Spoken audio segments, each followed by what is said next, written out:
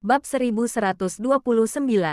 Tentu saja, tidak masalah jika kamu membawa anak-anakmu kembali. Mereka adalah anak-anakmu dan juga saudara denganku. Aku tidak akan memperlakukan mereka dengan buruk. Tapi kamu membawa anak itu kembali dan meninggalkan satu lagi di rumah keluarga Wollens. Dengan demikian, kamu tidak bisa sepenuhnya memutuskan hubungan dengan Daniel. Kelak, ketika dia datang ke negara Emron untuk melihat anak itu, kamu tidak dapat menolak permohonan anak itu, dan akan terus berkelanjutan seperti itu. Tidak akan. Aku dan dia tidak akan mungkin bersama lagi. Tracy buru-buru menyatakan. Kami sudah membuat kesepakatan.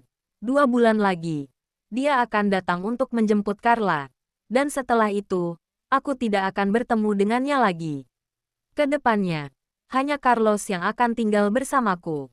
Jika Carlos ingin bertemu Daniel, aku bisa menyuruh seorang bawahanku untuk mengantarnya ke sana. Kamu benar-benar bisa melakukannya. Lorenzo mencibir dan mengejeknya. Jika kamu memiliki tekad ini, ketika dia menodongkan pistol ke kepalamu, seharusnya kamu menembaknya. Mendengar kalimat ini, Tracy tercengang. Dia tahu bahwa semua yang dia lakukan tidak dapat lepas dari mata kakaknya. Tetapi dia tidak membayangkan bahwa kejadian sedetail ini. Dia tahu dengan jelas. Presdir Devina, wanita beracun itu sangat biadab, dan untuk mendukungnya, Tuan Besar dari keluarga Wollens selalu menargetkanmu di mana-mana, menggertakmu, dan bahkan membuat orang merantai tangan dan kakimu dengan rantai besi. Jika kamu memang punya keberanian, kamu seharusnya sudah membunuh orang itu di tempat. Tapi bagaimana kabarmu? Apa yang kamu lakukan? Kamu tidak melakukan apa-apa. Semakin Lorenzo berbicara, ia semakin marah, hingga menggertakkan giginya. Dan Daniel, bajingan itu, benar-benar menodongkan pistol ke arahmu untuk menyelamatkan orang tua itu. Di masa lalu, kamu tidak dapat melindungi diri sendiri dan orang yang kamu sayangi. Kamu hanya bisa diganggu oleh orang lain. Tapi sekarang kamu adalah bagian dari keluarga Moore. Kamu adalah adikku, Lorenzo Moore. Kenapa kamu masih mau diganggu seperti itu? Kamu adalah manusia. Kamu juga memiliki perasaan. Apa kamu tidak merasakan sakit? Malah membawa anak itu ke rumah sakit untuk bertemu dengan lelaki tua itu. Masih berbagi meja untuk makan bersama Daniel si bajingan itu. Dan itu membuatnya enggan untuk berpisah. Jika aku tidak memaksamu untuk kembali, maka kamu tidak berencana untuk kembali, kan? Apa kamu tersentuh karena dia memasak makanan untukmu? Apa yang kamu rasakan karena dia memperlakukan anak-anak dengan baik? Apa kamu lupa bahwa dia sudah mengirimmu ke Thailand dengan kejam? Apa kamu lupa saat dia menodongkan pistol ke kepalamu? Mendengar kata-kata ini, Tracy terdiam dan menundukkan kepalanya karena malu. Memang benar keluarga Wollens, juga Daniel, semuanya berutang padanya. Dia tidak pernah melupakan dendam itu. Tetapi karena anak-anaknya, dia tidak bisa membalas dendam. Dia hanya bisa memilih untuk menyimpannya sampai mati. Namun meski begitu, Lorenzo masih merasa dirinya sangat lemah dan tidak kompeten. Lagi pula, di mata Lorenzo, perasaan adalah sesuatu yang tidak layak dibicarakan, terutama cinta dan persahabatan. Dia tidak punya teman, dan dia tidak pernah berpacaran, sehingga hal-hal itu merupakan hal yang tidak berguna baginya. Semua yang dia lakukan adalah mempertimbangkan keuntungan dan kerugian, serta memperluas tujuan besar keluarga Moore. Tentu saja, terkadang dia akan dengan sengaja melakukan hal-hal sesuai dengan suasana hatinya. Tapi itu juga karena kemauannya, dan dia senang melakukannya. Dia tidak pernah berutang pada siapapun, dan tidak akan pernah membiarkan siapapun berutang padanya. Jadi dia tidak dapat memahami perasaan Tracy dan Daniel. Jika seseorang berani mengkhianatinya dan menyakitinya seperti itu, orang itu pasti sudah mati sejak lama. Maaf, kakak. Tracy merasa bersalah pada kakaknya, juga merasa gelisah di dalam hatinya. Jika kamu tidak ingin menikah, tidak akan memaksamu. Kamu bisa tinggal di keluarga Moore dengan anak-anakmu selama sisa hidupmu. Dan tidak masalah jika kamu tidak menikah selama sisa hidupmu. Jika kamu ingin menikah di kemudian hari, ada banyak pria berkualitas di dunia ini yang dapat kamu pilih. Tidak peduli apakah dia memiliki latar belakang keluarga atau apakah dia memiliki prestasi besar. Selama orang itu memiliki karakter yang baik dan dapat memperlakukanmu dengan baik, itu sudah cukup. Tapi kamu tidak boleh terjerat kembali dengan Daniel bajingan itu.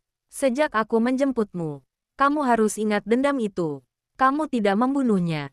Apakah itu karena anak atau karena alasan lain? Aku tidak akan mempertanyakannya lagi.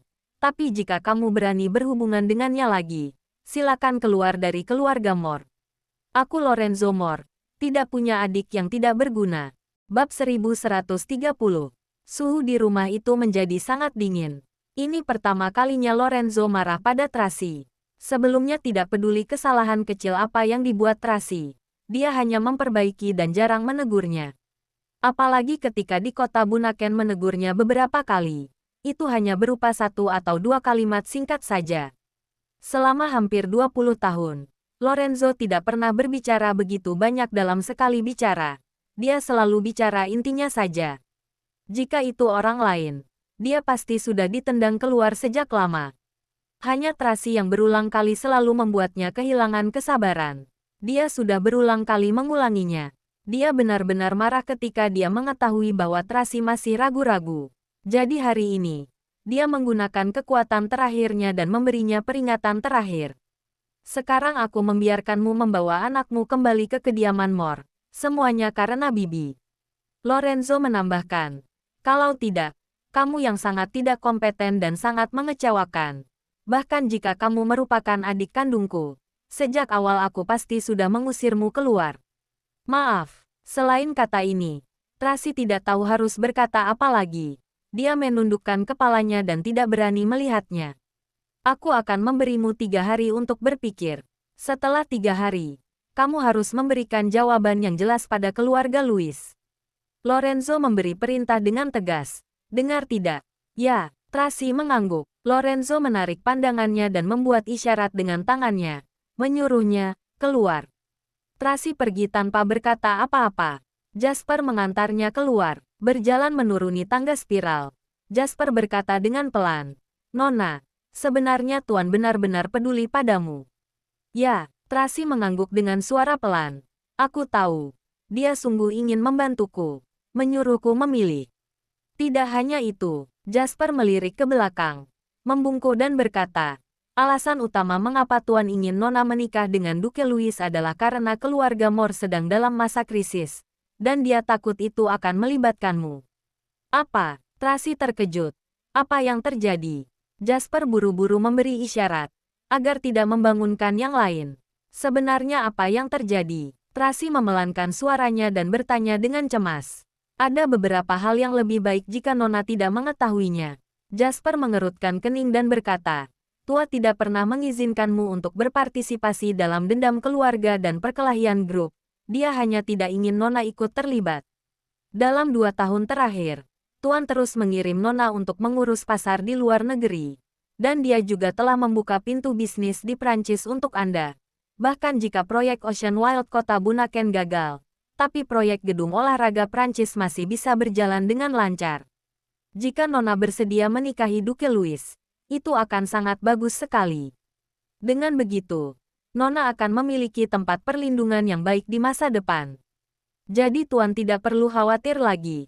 Tapi jika Nona tidak bersedia, dia juga akan tetap mencarikan jalan keluar untuk Nona.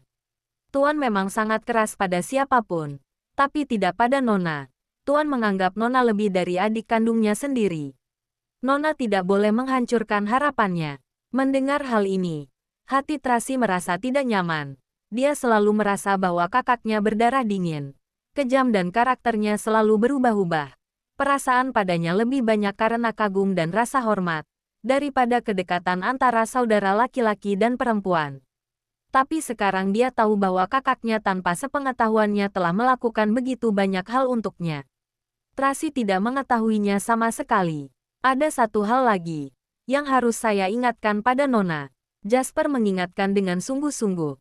Tuan benar-benar membenci Daniel Wallens. Jika melihatnya lagi, Tuan mungkin akan membunuhnya. Nona sebaiknya jangan membiarkannya muncul di negara Emron. Jika tidak, akibatnya tidak terbayangkan. Aku mengerti. Terima kasih telah mengingatkanku. Tracy sangat berterima kasih. Tapi kakakku, Tuan tidak ingin Nona ikut campur. Jadi Nona tidak perlu memperdulikannya. Jasper sangat bersikukuh. Sebenarnya, Nona juga tidak bisa mengendalikannya. Jadi lebih baik Nona tangani urusan Nona sendiri dengan tenang. Baiklah, Tracy mengangguk tak berdaya dan berbalik pergi. Nona, Jasper tiba-tiba menghentikannya lagi. Ya, Tracy menghentikan langkahnya dan berbalik menatapnya. Apa Nona tahu? Ketika ibu Nona membawa Tuan kembali ke kediaman Mor, salju turun dengan lebat. Sama seperti ketika Nona membawa Carlos kembali hari ini. Bab 1131. Setelah Jasper selesai mengatakan ini, dia berbalik, lalu masuk ke dalam. Tracy masuk ke dalam mobil. Kata-kata terakhir masih bergema di telinga. Dia tahu apa yang dimaksud Jasper dan dengan karakter kakaknya. Tidak mungkin dia menerima anak-anak dari keluarga Wallens.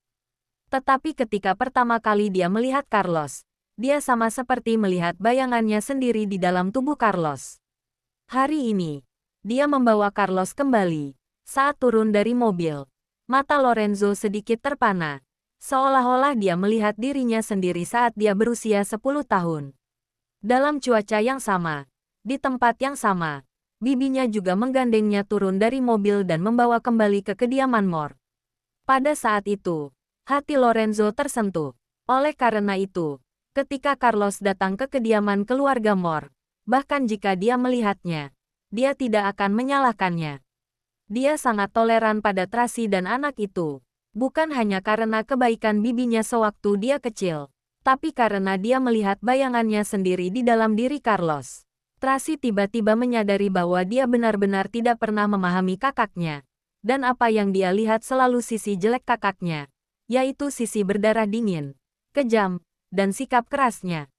Dia bahkan tidak tahu bahwa kakaknya benar-benar melakukan begitu banyak hal untuknya di belakangnya. Dia bahkan berpikir bahwa kata-kata seperti niat baik tidak akan pernah muncul pada dirinya. Tracy memandangi kastil yang khusyuk itu melalui jendela mobil. Hatinya dipenuhi dengan rasa bersalah yang tak ada habisnya. Tuan benar-benar baik pada Nona. Naomi tidak bisa menahan diri untuk tidak berbicara. Nona mungkin satu-satunya orang di dunia ini yang mendapatkan kebaikan hatinya. Kata-kata ini sangat benar. Benar. Lorenzo selalu lebih suka dunia menyalahkannya sendiri daripada menyalahkan Tracy. Dia kejam dan tidak berperasaan pada orang-orang. Tetapi dia selalu berbaik hati pada Tracy seorang. Aku harus melakukan sesuatu untuk kakakku. Hati Tracy merasa tidak tenang. Naomi, coba kamu cari tahu siapa sebenarnya yang telah menyakiti kakakku. Apa yang terjadi dengan keluarga Mor belakangan ini? Nona, lebih baik kita jangan ikut campur dalam masalah ini. Naomi buru-buru menasihatinya. Belum lagi, saya tidak berani mengungkap masalah Tuan Lorenzo, dan juga pasti tidak akan dapat dideteksi. Lagi pula, Tuan tidak ingin Anda terlibat. Pasti dia memiliki pemikiran sendiri.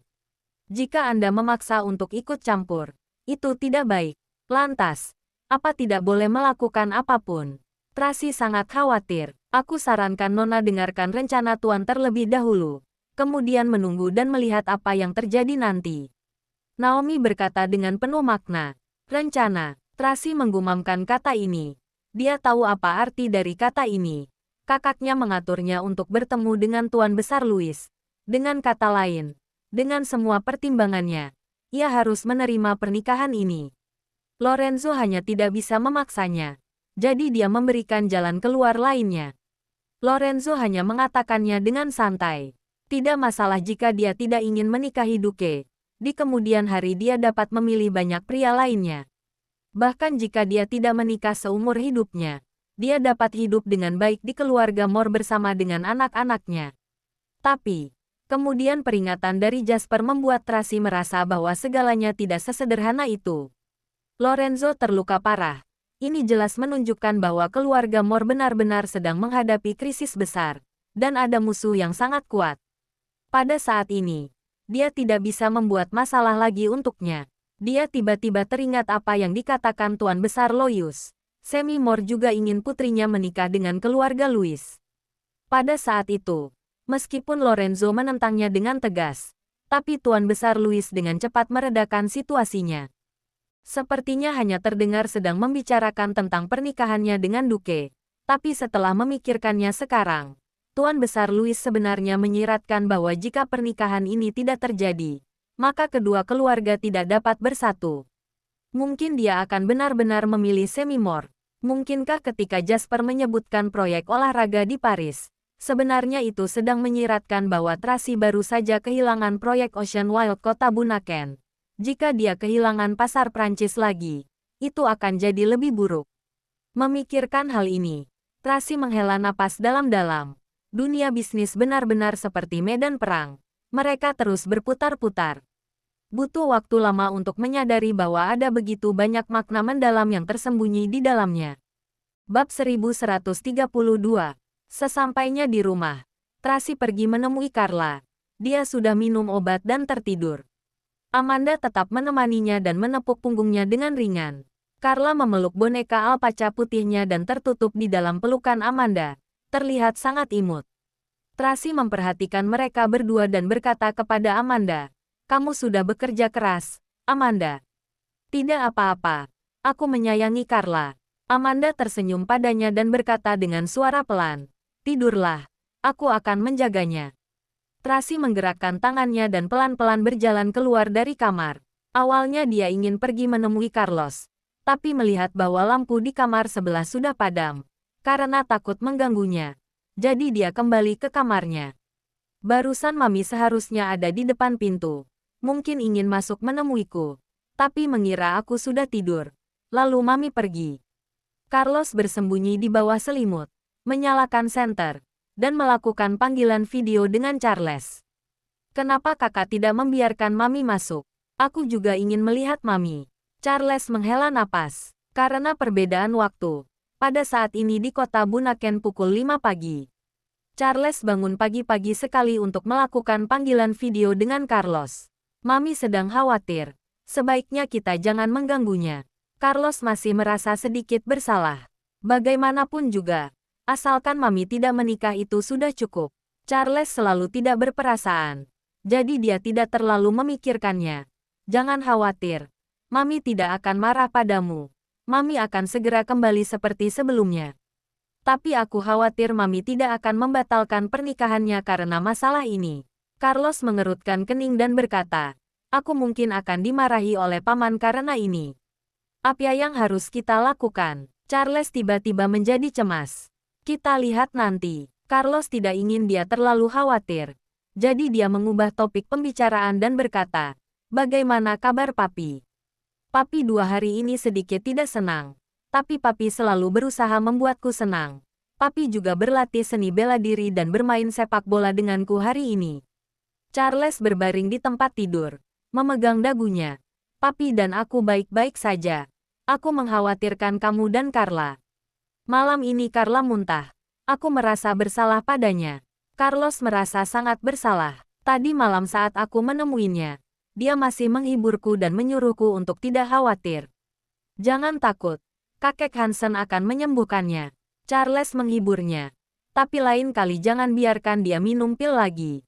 Jika ada aku, tidak masalah, aku saja yang makan. Paling aku hanya diare. Hahaha." Ketika kedua anak itu masih mengobrol, tiba-tiba Daniel mengetuk pintu. Awalnya dia juga ingin melakukan panggilan video dengan Carlos untuk mengetahui situasi Tracy di sana, tetapi barusan dia sudah mendengarnya. Setelah Carla minum pil, dia jadi muntah dan diare. Carlos mendapat kritik. Dan mengenai masalah pernikahan masih belum ada jawaban. Tetapi keluarga Louis tinggal bersama mereka. Takutnya, pada akhirnya, dia benar-benar tidak bisa lepas dari takdir ini. Alis Daniel berkerut, dan dia pelan-pelan pergi. Awalnya ini merupakan masalahnya, dan dia tidak bisa membiarkan anak-anak menanggung masalah ini untuknya. Dia mengirim pesan teks kepada Carlos dan meminta Carlos untuk menelponnya nanti ketika dia ada waktu. Dengan cepat Carlos menelponnya. "Papi." "Carlos." Daniel mengobrol dengan Carlos sebentar, lalu berkata dengan lembut, "Masalah Mami. Kamu dan Carla jangan ikut campur lagi, oke?" "Papi sudah tahu." Carlos bertanya dengan suara pelan. "Ya." Daniel tersenyum pahit. Ini awalnya merupakan tanggung jawab Papi. Papi malah membiarkanmu menghadapinya. Juga membuat Carla sakit. Papi sangat merasa bersalah pada kalian. Papi jangan berpikir seperti itu. Carlos, kelak kamu tidak perlu khawatir dengan urusan orang dewasa lagi. Mami sangat cerdas dan mandiri. Apapun keputusan yang dia buat, itu sudah dipertimbangkan dengan cermat. Sebagai anak-anaknya, kalian harus menghormati keputusannya. Papi mungkin tidak setuju, tapi Papi akan mencari cara untuk mengatasinya sendiri. Ini adalah tanggung jawab dan martabat seorang pria. Kamu berjanji pada Papi. Oke. Bab 1133. Oke. Aku mengerti. Meskipun Carlos merasa sedih, dia hanya bisa menyetujuinya. Kamu istirahatlah. Daniel berkata dengan lembut. Jaga dirimu. Baiklah. Sampai jumpa Papi. Carlos menjawab dengan patuh. Lalu menutup telepon. Daniel memegang ponselnya dan melihat foto pernikahan dia dan Tracy di atas meja. Perasaannya sangat rumit. Dia tahu, meski Tracy tidak punya perasaan pada Duque, dia mungkin tetap akan memilih untuk menikah dengannya. Bagaimanapun, keluarga Moore sedang memiliki beberapa masalah belakangan ini. Dari perspektif situasi secara keseluruhan, dia harus memilih jalan ini. Jika ingin mengubah ini, maka hanya dapat dimulai dengan strategi bisnis. Setelah menginstalnya, Daniel segera memanggil Ryan. Tuan Daniel, Anda mencari saya. Ryan masih tertidur ketika dia mengangkat telepon. Kemudian dengan cepat menjawab dan mendengarnya. Temukan semua informasi tentang proyek gedung olahraga di Paris. Dan kumpulkan semua pemegang saham, kecuali Duque. Perintah Daniel.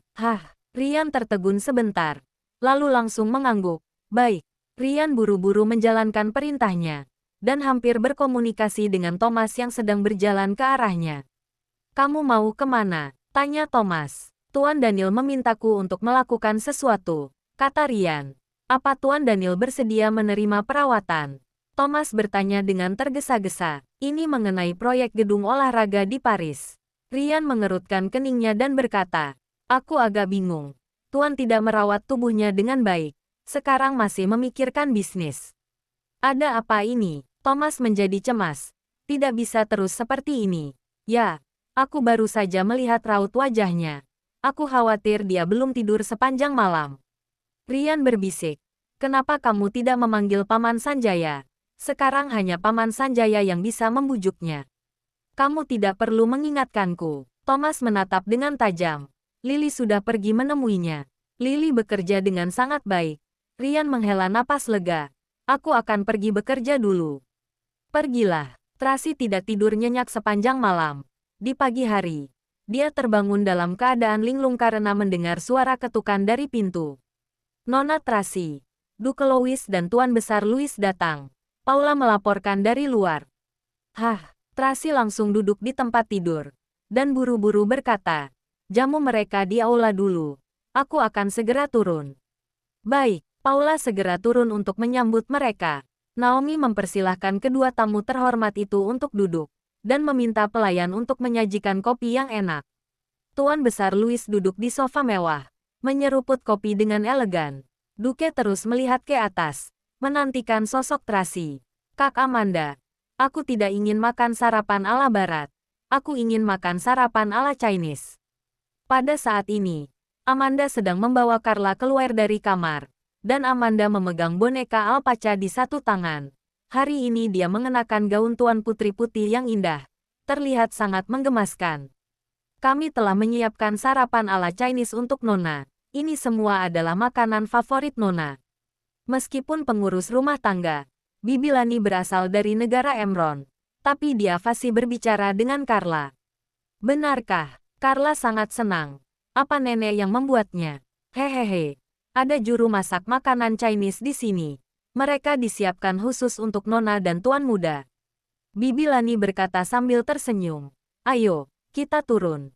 Ya. Terima kasih nenek.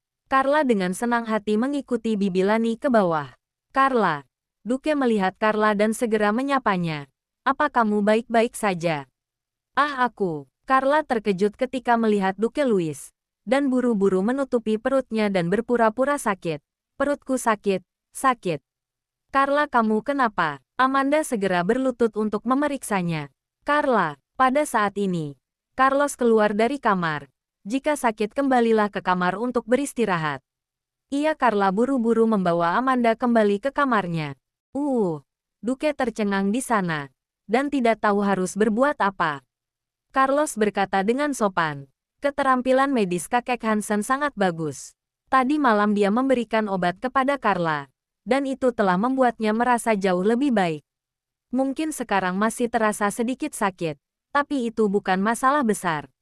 Terima kasih Paman Duke atas perhatiannya. Jangan lupa like, komen, and subscribe ya. Terima kasih. Tunggu terus kelanjutannya.